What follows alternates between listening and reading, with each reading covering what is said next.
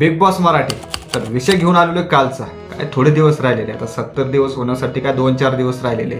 रविवारी आपला विनर ठरणार आहे डायरेक्ट. जे 100 दिवसाचा खेळ होता तो 70 दिवसावर एकदा आणून ठेवला. एवढी टीआरपी भेटून 4-4.5ची टीआरपी असून कुठेच मिळाली नव्हती एवढी टीआरपी त्यांना.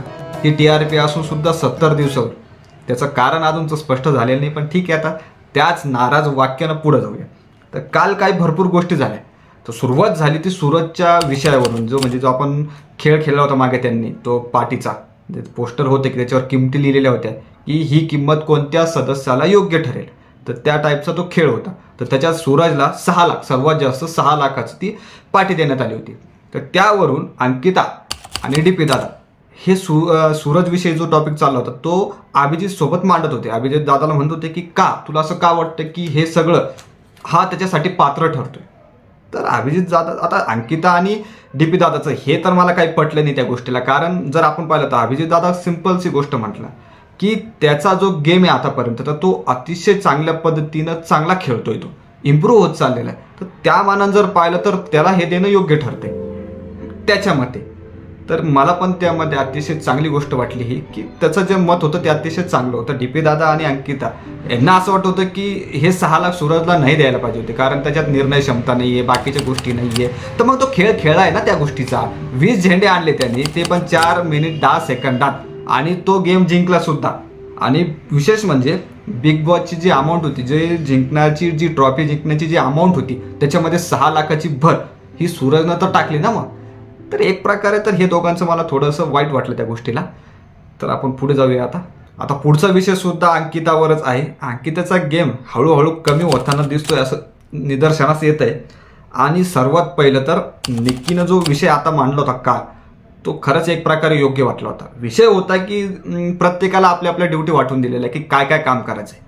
तर अंकिता आणि जान्हवी सकाळचा नाश्ता बनवणार होते. तर साधी गोष्ट होती की जर कधी अंकिता काही खाण्याला बनवत होती तर ती सर्वांसाठी बनवणं तिचं काम होतं.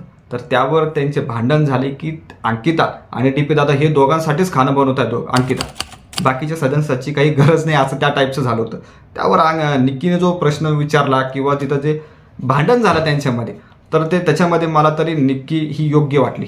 पहिल्यांदा कोणत्या टॉपिकवर जर पाहिलं तर पहिल्यांदा मला निक्कीचं योग्य वाटलं. तर पुढे जाऊया. या विषयावरून पण थोडं लवकरात लवकर पुढे जाण्याचा प्रयत्न करूया. तर घरामध्ये पाहुणे कशाला, आपला भाऊच आला होता, शिव ठाकरे आले होते, जे की पहिलं बिग बॉस हिंदी पण खेळेल मराठी पण खेळलेला आहे. तर तो आलेला होता. तर त्याने एक माहिती दिली, त्यानुसार अतिशय महत्त्वाची माहिती ती मला तरी वाटली की मराठी शोला 4.5 पर्यंत जी टीआरपी आपण आतापर्यंत म्हणतोय ती हिंदी शोला पण भेटलेली नाही आतापर्यंत.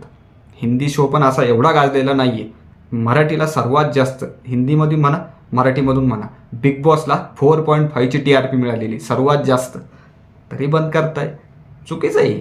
तर त्यानंतर शिव ठाकरे घेऊन आला एक सुंदरसा कार्यक्रम. म्हणजे आतापर्यंतचा प्रवास, हे जे सदस्य आहेत 7, त्यांचा आतापर्यंतचा प्रवास कसा होता, त्यांनी कसे कसे दिवस काढले आपण एक प्रकारे म्हणू शकतो. तर त्याविषयी कार्यक्रम झाला. तर सुरुवातीला आल्या वर्षाताई. तर वर्षाताईचा जो प्रवास होता तो पूर्णतः त्यांचा दाखवण्यात आला. तुम्ही बघू शकता, तो जर व्हिडिओ पण बाहेर येईलच आता. तर अतिशय चांगल्या पद्धती म्हणजे कशा खेळल्या, चांगल्या प्रकारे म्हणजे कशा खेळल्या, काय त्यांना काही गोष्टी बोलण्यात पण आलं, त्यांचा अपमानसुद्धा त्या गोष्टींमध्ये झालेला आहे. कोणाकडून झालेलं आहे ते तुम्हाला पण माहिती आहे. तर बऱ्याचशा गोष्टी झाल्या निक्कीकडून, सांगूनच देऊ आपण की ती निक्कीकडून पण झालेली गोष्ट होती. तरी ही सर्व गोष्टी पचवून ते इथपर्यंत कशा आल्या याचा प्रवास दाखवण्यात आला. त्यानंतर गोष्ट आली निक्कीची. निक्कीचं पण आता थोडा अप डाऊन झालेलंच होतं. त्या व्हिडिओमध्ये तर जास्त करून तर आरबाजा दाखवण्यात आला होता, पण ठीक आहे, आता तो विषय वेगळा. तर तिचा पण प्रवास दाखवण्यात आला की ती कशी खेळली, कशी भांडली, तर ते सर्व दाखवण्यात आलं. आणि त्याच्यानंतर जर आपण पाहिलं तर पुढील नाव आहे अंकिता. तर अंकिताचाही पूर्ण प्रवास दाखवण्यात आला, कसा खेळला तिच्या. तर खरं पाहिलं तर तिच्या पूर्णतः प्रवासामध्ये चढ उतार जास्त प्रमाणात दिसले. म्हणजे सुरुवातीला अतिशय चांगल्या प्रकारे निर्णय घेताना दिसली, पण आता सध्या शेवटी थोडेसे निर्णय चुकताना सुद्धा दिसत आहे. तर तोच पूर्णतः प्रवास तिचा दाखवण्यात आला. तर अशा प्रकारे तिचाही खेळ दाखवण्यात आला की तिने आतापर्यंत कसा खेळ खेळलेला आहे. आणि त्याच्यानंतर जर आपण पाहिलं तर अभिजित दादाचा सुद्धा प्रवास दाखवण्यात आला की ते कसे खेळले. सुरुवातीपासून ए टीमकडून पण खेळले, बी टीमकडून पण खेळले, कसे मत मांडले, काय केलं ते सर्व व्हिडिओमध्ये दाखवण्यात आलं. ते एक प्रकारे प्रवास. आता आज सुद्धा जर आपण पाहिलं तर उर्वरित जे सदस्य आहे त्यांचा प्रवास दाखवणार आहे. आज तर काही मला नाही वाटत घराबाहेर कोणी जाईल. तर अशा प्रकारे हे दाखवण्यात आलं होता कालचा पूर्णतः एपिसोड आपण म्हणू शकतो. तर या आठवड्यात नक्कीच 1 किंवा 2 जण, 7 पैकी 2 जण तर बाहेर जाणारच आहे. तर हे नक्कीच 2 जण जाणार आहे. तर आपण बघूया कोण जातं. तुम्हाला काय वाटतं 7 पैकी कोण बाहेर जाणार? कमेंट करून नक्की सांगा. कालचा व्हिडिओ आवडला असेल किंवा आमचे संपूर्ण व्हिडिओ आवडले असेल लाईक करा, शेअर करा आणि नेहमीप्रमाणे सबस्क्राईब करा. धन्यवाद.